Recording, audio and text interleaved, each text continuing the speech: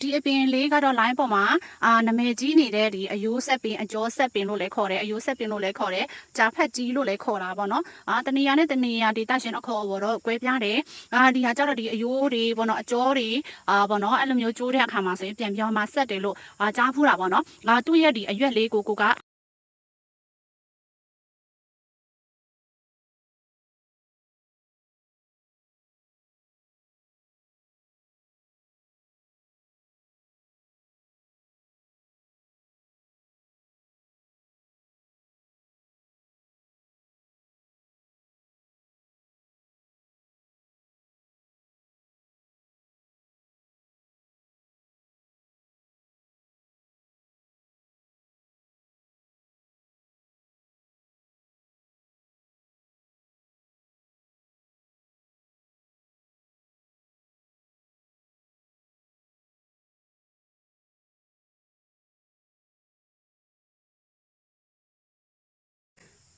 ဒါလေးကြတော့သူ့ရဲ့ဒီပေါ့နော်အမြင့်ကလေးပေါ့နော်ဒီမှာအမြင့်ကလေးသူ့ရဲ့ဥလေးပြောရမှာလားနော်ဒီသူ့ရဲ့ဒီဥလေးကြတော့ပေါ့နော်ဘယ်နေရာမှာအသုံးပြုပေးလို့ရတာလဲဆိုဒီအစိတ်ကိုကဒီပေါ့နော်အစိတ်မိတဲ့အခါမှာအကောင်ပေါ့နော်ဒီအကောင်ပလောင်တွေကြိုက်တဲ့အခါမှာအစိတ်မိတဲ့အခါမှာဆို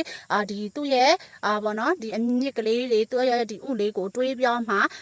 ဒီနော်ဖြဲကြိုက်မိတဲ့နေရာလေးတွေကိုကပြန်ပြောမှလိမ့်ပေးမယ်အုံးပေးမယ်ဆိုရင်ပေါ့နော်ကိုရဲ့ဒီအစိတ်မိတဲ့အနာလေးတွေကိုပြန်ပြီးမှပြောက်ကင်းစေပါတယ်ပြီးရင်ပေါ့နော်အနာကျက်စေတဲ့နေရာမှာလည်းအထူးအရန်ကောင်းတဲ့ဒီပေါ့နော်အယိုးဆက်ပင်